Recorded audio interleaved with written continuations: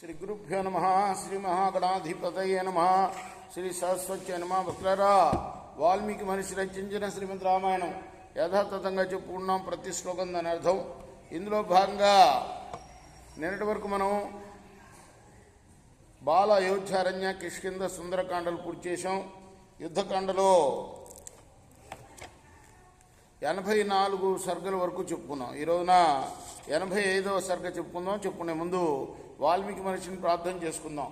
కూజంతన్ రామ రామేతి మధురం మధురాక్షరం ఆరుహ్య కవితా శాఖాం వందే వాల్మీకి కోకిలం. సమర్థ సద్గురు సాయినాథ మహారాజ్ కీ జై.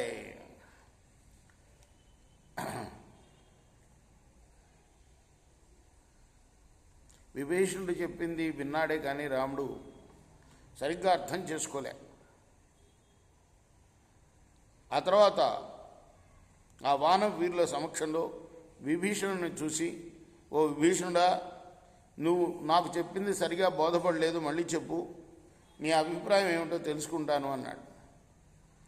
ఆ విభీషణుడు అప్పుడు, ప్రభు, నువ్వు ఆజ్ఞాపించినట్టు సేనా సన్నివేశాలను ఏర్పాటు చేసి 4 పక్కల ఉంచాను. యథాన్యాయంగా యూధపతులను నియమించాను. నిన్ను చూడాలని అనుకుని ఇక్కడికి వచ్చాను. నా విన్నపాన్ని ఆలకించు. నువ్వు అకారణంగా దుఃఖపడుతున్నావు. నీ వల్ల అందరూ కూడా దుఃఖపడుతున్నారు. నువ్వు దుఃఖపడవలసిన అవసరం లేదు. జరిగిందంతా మాయ. నువ్వు ఇప్పుడు ఇలా సంతాపపడుతూ ఉండేటట్టయితే శత్రువులు ఇంకా సంతోషిస్తారు. నువ్వు సంతాపపడవద్దు, ఉత్సాహంగా ఉండు. నువ్వు రాక్షసులందరినీ సంహారం చేసి సీతాదేవిని తీసుకొని పోదలుచుకున్నట్లయితే నేను చెప్పేది వినాలి. నేను నీ మేలు కోరి చెప్తున్నాను. ఈ లక్ష్మణుణ్ణి వానర మహాసైన్యంతో ఇప్పుడు నాతో పంపించు. ఇతడు నికుంభుల దేవతాలయానికి పోయి పోరాడి ఆ ఇంద్రజిత్తును సంహారం చేసేస్తాడు. ఈ మేటి విలుకాడు లక్ష్మణుడు మండలాకారంగా తన వింటిని వంచి వదిలిపెట్టే విషసర్పాలు లాంటి బాణాలకు ఆ ఇంద్రజిత్తు నిలవలేడు. వాడు చచ్చిపోతాడు. వాడు ఇదివరకు తపస్సు చేసి బ్రహ్మదేవుణ్ణి మెప్పించి బ్రహ్మశిరో అస్త్రాన్ని కోరుకున్నట్లు, అలానే 4 గుర్రాల రథాన్ని కూడా సంపాదించాడు. కోరుకున్నట్లు పోయే 4 గుర్రాలని, బ్రహ్మశిరోనామ అస్త్రాన్ని సంపాదించాడు. వాడిప్పుడు రాక్షస సైన్యాన్ని వెంటబెట్టుకొని నుకుంబిలా దేవతాలయానికి యజ్ఞకర్మ చేయడానికి పోయాడు. అక్కడ వాడు ఆ యజ్ఞకర్మను పూర్తి చేసినట్టయితే వాడిని ఎవరూ జయించలేరు. వాడు మనల్ని అందరినీ కూడా సంహారం చేయగలుగుతాడు.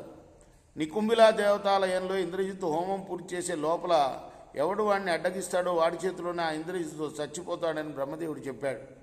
ప్రభో, నికుంబిలా హోమాన్ని విఘ్నం చేసే వాడి చేతిలో ఆ ధీమంతుడు ఇంద్రజిత్తు చచ్చిపోవాలి అని బ్రహ్మదేవుడు ఇదివరకే చెప్పాడు. కాబట్టి ఇప్పుడు ఆ ఇంద్రజిత్తును వధించి వేయడానికి నువ్వు లక్ష్మణుడిని పంపించు. లక్ష్మణుడు వాడిని వధించి వేస్తాడు. ఇంద్రజిత్తు చచ్చిపోయిన రావణాసురుడు బంధుమిత్రులతో సహా చచ్చిపోయినట్టే లెక్క అనుకో అన్నాడు. విభీషణుడు చెప్పిన ఈ మాటలకు రాముడు, మిత్రుడా, భయంకరుడి మాయలు నేను ఎరుగుదును. వాడు బ్రహ్మాస్త్ర విధుడు అని, ధనుర్విద్యా విశారదుడని, మహామాయావని నాకు తెలుసు. అందువల్లనే వాడు పోరాటంలో దేవతలను సైతం మోసం చేయగలిగాడు.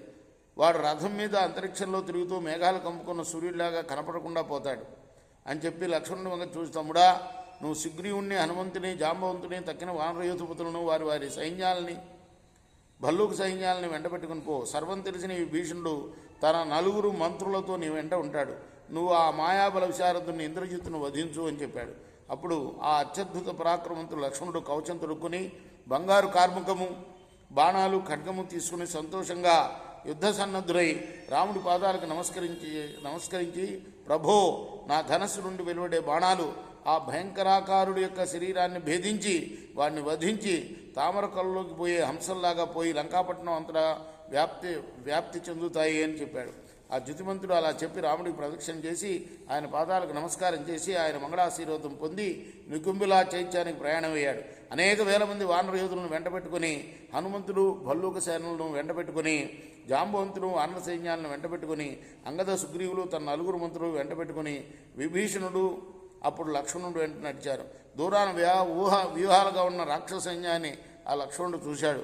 బ్రహ్మదేవుడు విధించినట్లు ఆ ఇంద్రజిత్తును బ్రహ్మదేవుడు ఇదివరకే ఆదేశించినట్టు, అంటే ఎవరైతే నికుంభ హోమం చేసేటప్పుడు దాన్ని ఆపగలుగుతాడో వాడి చేతిలో చచ్చిపోతావు నువ్వు అని బ్రహ్మ చెప్పి కాబట్టి ఆయన చెప్పిన ఆ విధి వ్రాతకు అనుగుణంగా ఆ ఇంద్రజిత్తును వధించి వేయడానికి నికుంభళ ప్రదేశానికి లక్ష్మణుడు అమిత వేగంతో నడిచాడు. అక్కడికి పోయి ధనస్సుని సరి చేసుకున్నాడు. ఆ మహాపరాక్రమవంతుడి పక్కన అంగదుడు, హనుమంతుడు, విభీషణుడు నిలిచారు. వివిధ ఆయుధాల తలతల్లో కిటకిటలాడుతున్న మహారథ జ్వాల ధగధగలతోటి చుట్టూ మహాభయంకరము అప్రమేయమైన రాక్షసైన్యంతో ఆ నికుంభళ దేవతాలయం అంధకారంలో ఎక్కడ ఉంది లక్ష్మణుడికి కనిపించలేదు. ఆ ఆలయం, ఆ నికుంభళ దేవతాలయం ఎక్కడ ఉన్నది లక్ష్మణుడికి కనిపించలేదు. ఇది 85వ సరుకు. రేపు తర్వాత కథని 86వ సరుకులో చెప్పుకుందాం. కృష్ణార్పణం, సాయి కృష్ణార్పణం.